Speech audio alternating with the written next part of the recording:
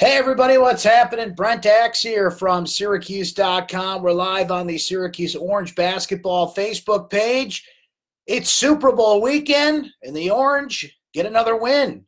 So they finish a three-game road swing with a 2-1 record, beating the Pitt Panthers here on Saturday night, 65-56. And what do you say we talk about this one a little bit here on Facebook Live? It's presented by our friends at Krause Health. Hope you're having a great weekend. Hope you're having a great Saturday so far. You're ready for the big football game tomorrow, Patriots and Rams. But let's talk a little Syracuse basketball first. And if you are watching live, make sure you hit that like and that share button. Let people know that we're here chatting right now with you. Just a reminder, we do put this up on YouTube. It is archived there, so follow the Syracuse Orange Sports page on YouTube. I put it in my recap on syracuse.com as well. So if you ever miss one of these live chats, we're here doing it after every Syracuse basketball game here in ACC play. We do put it up on YouTube so you can check it out later. So you go back to Syracuse's win against Boston College on Wednesday night. It was the Tyus battle show all the way. 31 points, put Syracuse squarely on his back, and led them to victory. It was quite the opposite tonight. Much more of a team victory for Syracuse. Now, O'Shea Brissett really stood out in this one. 18 points, 12 rebounds for O'Shea in this game. But you look around, and Syracuse got a balanced effort. As Jim Boeheim has said a number of times in recent press conferences, they're a better team and they're a different team when Pascal Chukwu plays. And Pascal came to play tonight. He had 10 points and 8 rebounds on the night. And he had 3 offensive rebounds, as did O'Shea Brissett. Frank Howard contributes tonight. He has 15 points on the day. Now, most of his shots came from three-point range. He's still hesitating to take the ball inside, but he had 15 points. You'll take that any which way you can get it from Frank Howard. Howard adding 3 rebounds on the night, did turn the ball over a few times, but had 4 steals. And even on a night when Tyus Battle only scores 6 points, really struggled to just get connected on the offensive end, goes 2 of 13 in this game. As we mentioned, a game after scoring 31 against BC, he still dishes out 5 assists on the night. Elijah Hughes, not there again on the offensive end for the Orange, so he's in a bit of a rut. He scores just 5 points. Marek Dolezaj, a little bit of a bounce back, more of a balanced box score. He's been quiet the past couple of games, but made some great defensive plays, some great passes in this game. Hit a 3 as well, 5 points, 4 rebounds, 2 block shots for Marek, couple assists as well. Buddy Boeheim quiets down a little bit after a recent hot streak. He hits for 6 points, going 2 of 4 from three-point range. Just to look at a couple other stats in this one, Syracuse shot 41% overall. 22 of 53. Pitt shot 31%, and Pitt really bailed out Syracuse in the second half. A lot of missed shots, a lot of missed opportunities. Brown was getting a lot of backdoor cuts and hitting some dunks. Wilson Frame had some threes in this game, but Pitt really struggled on the offensive end. But it was really a tale of two halves offensively for Syracuse. They had one of their best overall team first halves of the year. They shoot 13 of 25, 52%. Points in the paint in favor of Syracuse in the first half, 14-4, 12-0, points off turnovers. Had a terrific first half overall. Bit of a rock fight in the second half, and Syracuse kind of had to hang on for the win. They shot 9 of 28 in the second half. Pitt just squeezing them out at 12 of 34. That's 35%. Pitt out-rebounds Syracuse in the second half, 24-20. Mentioned those points off turnovers that swung in Syracuse's favor in the first half, much more in favor of Pitt in the second half, 14-4. Points in the paint, much more in favor of Pitt in the second half, 18-12. So, look, you'll take a road win any way you can get it in the ACC. Certainly 2 out of 3 road wins for Syracuse is a good thing in ACC play. And Pitt is a place where Syracuse has traditionally struggled. You know, you had the Tyler Ennis, a couple years ago that we all remember. And Syracuse has had some recent wins there because the Peterson Event Center has not been as intimidating an atmosphere as it has been. Much better tonight on that end. The Oakland Zoo is back. I think they sold more student tickets than they have in a long time for this game. But Syracuse has struggled at times at Pittsburgh, and now they've got 2 wins over Pitt. They played this team just a couple of weeks back at the Carrier Dome, beating them 74-63 then, and they get the 65-56 win tonight over the Panthers. So Syracuse showing a little versatility. I think the thing you really got to be happy about is O'Shea Brissett And, boy, I'll tell you what, I feel good about that one from this sense. I've defended O'Shea Brissett a lot on these chats, on my radio show, on Twitter, wherever it shall be. I just think he can have nights like tonight. I think he can have nights like tonight. This is his 17th career double-double. He has shown it before. Yeah, there's no excuses for how he's played at points. So far this year, he's had trouble finishing at the rim. He just hasn't been the same guy. But he bailed out this team when they needed him, and I'll put Pascal Chukwu right there with him. Pascal just disappears from certain games. Jim Boeheim gets very frustrated with him when he's not active, when he's not just a presence.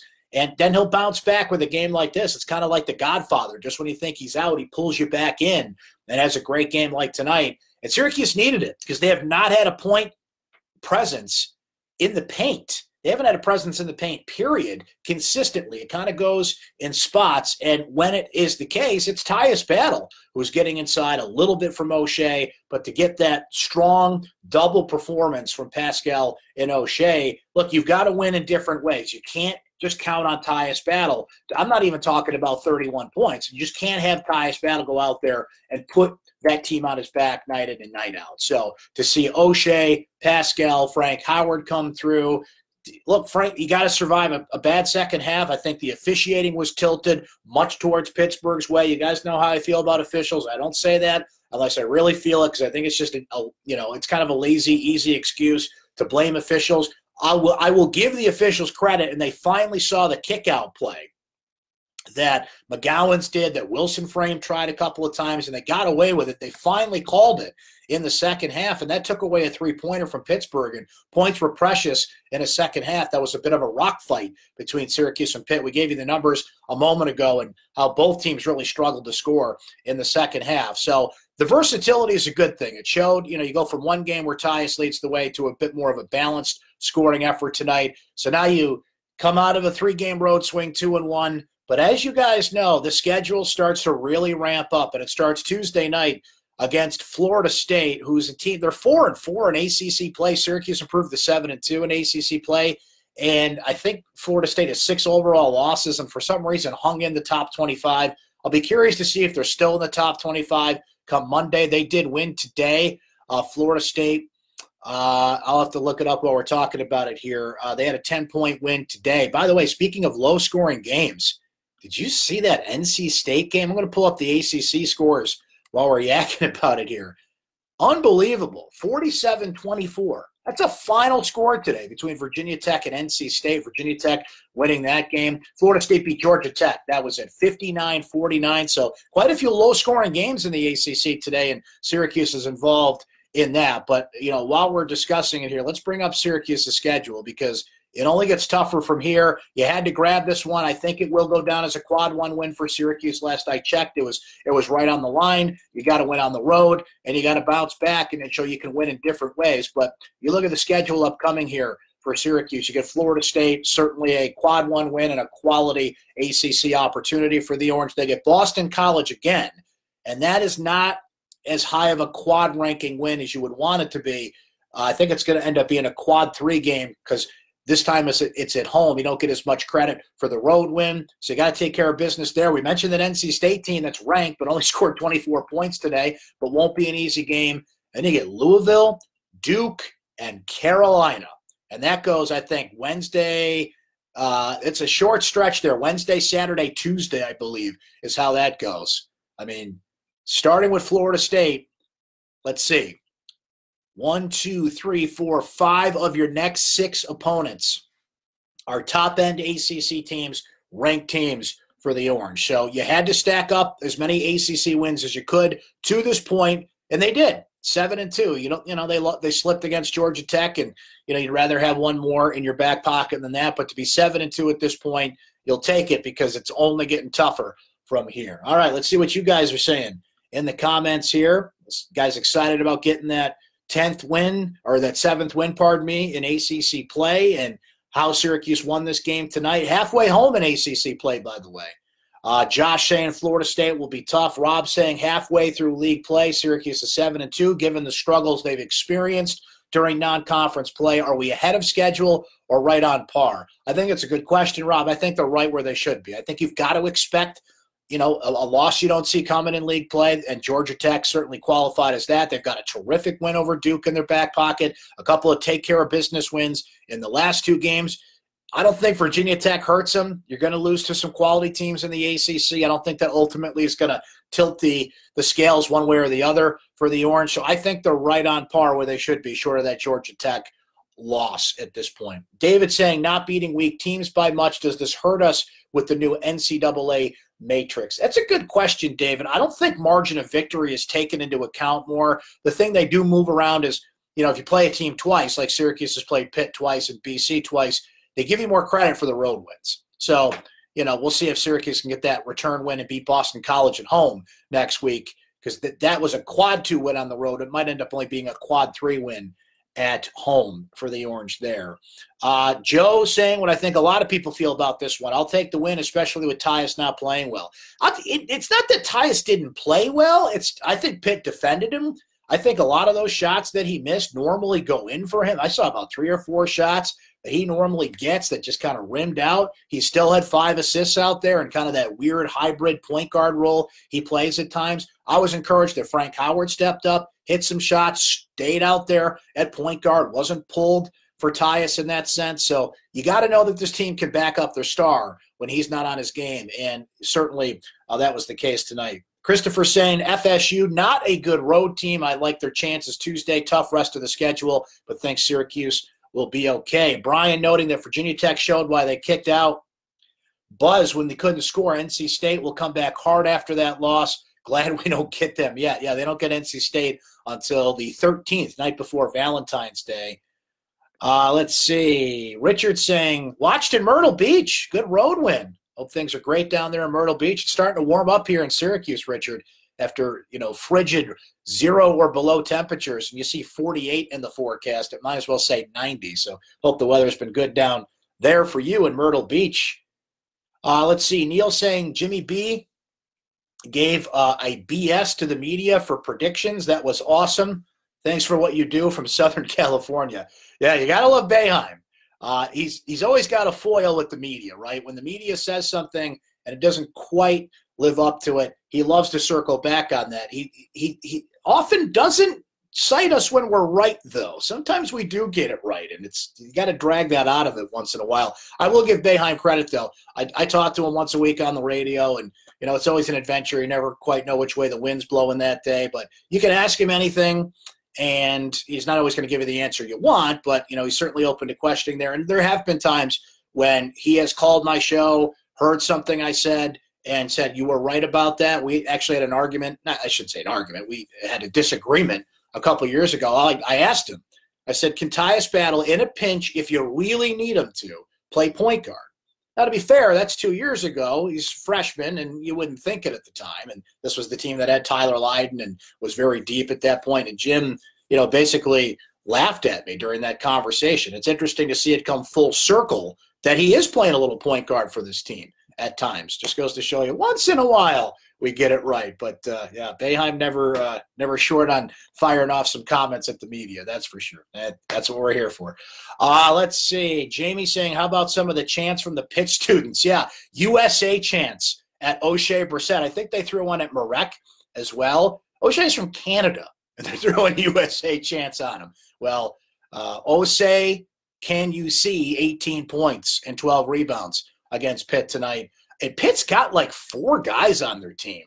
They've got a player from France. They've got a few international players on that team. So I don't know if the Oakland Zoo was quite on there with the USA chants, but very creative student section. They pass out the chant sheets, and they've got like a cheat sheet they hand out that's got all the details and all the players and what to say about them. I think ESPN went a little over the top. I don't know who the color guy was. He stunk anyway, but he said that's the best student section in the country.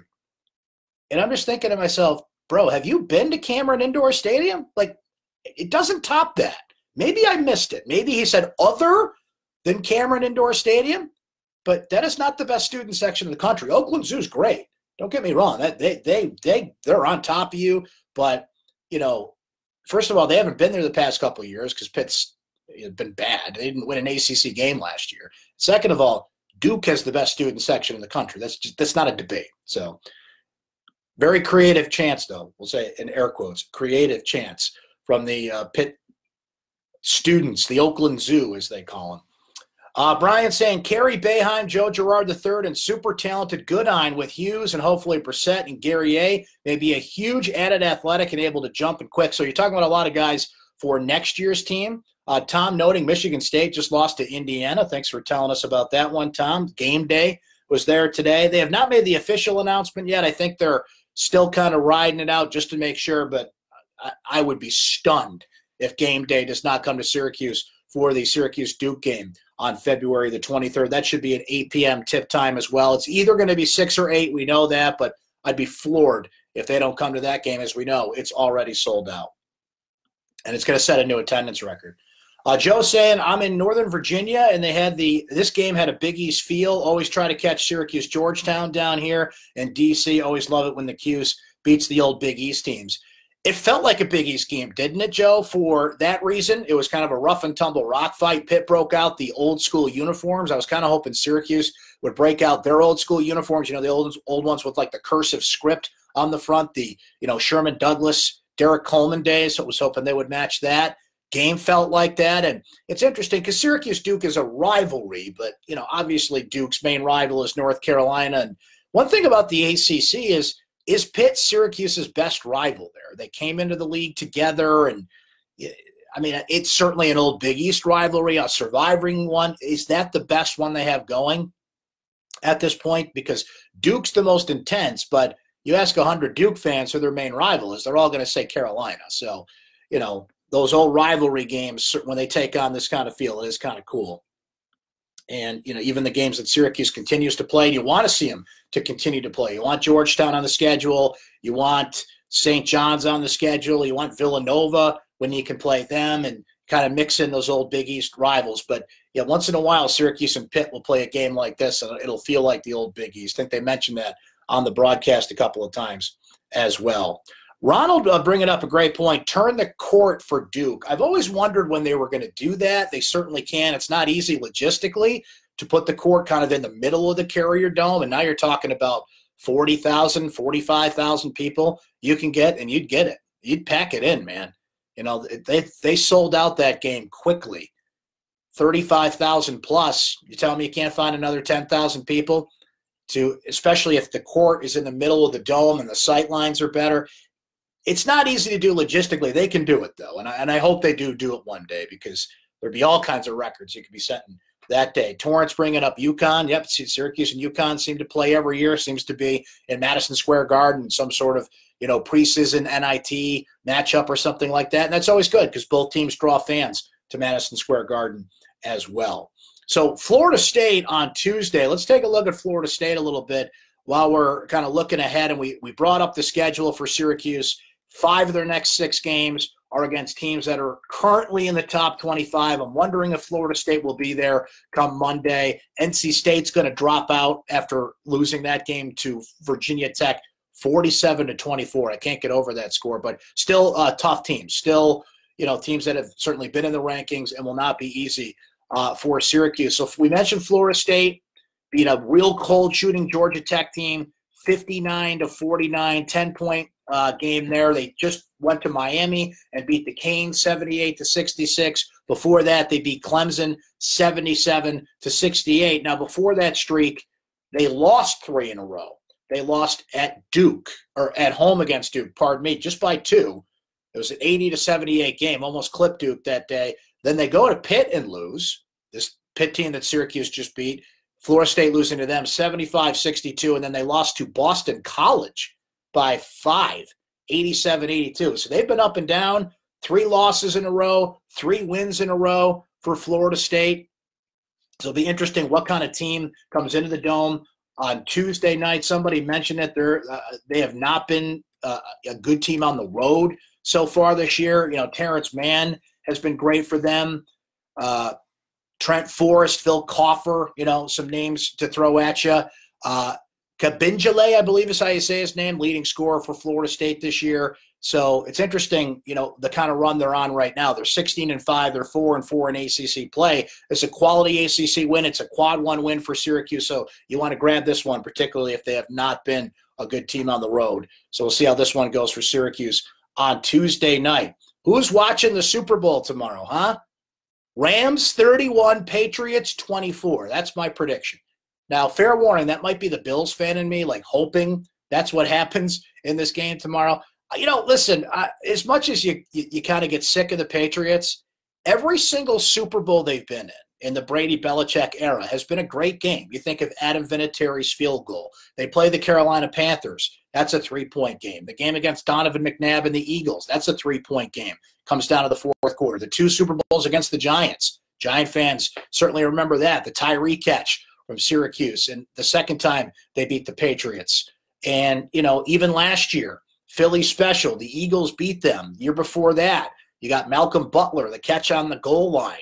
Seattle should have run the football. It seems like when the Patriots are in the Super Bowl, there's always drama, and at least it's always an entertaining football game. So hopefully we get a close game into the fourth quarter. Tony Romo's making a lot of predictions, enhancing the broadcast. He's so much fun to watch, and he's better when the game's close because he's, sorting through what plays they're running, and what he sees is, game situations. And he's seen the Patriots a lot. Just saw him in the AFC Championship game, so he knows them well. So let's hope it's a close game, a lot of drama, and the Rams take it. I'll say Rams 31, Patriots 24. So I hope you guys enjoy the Super Bowl. Hope you enjoy the rest of your weekend. We'll be back at it Tuesday night.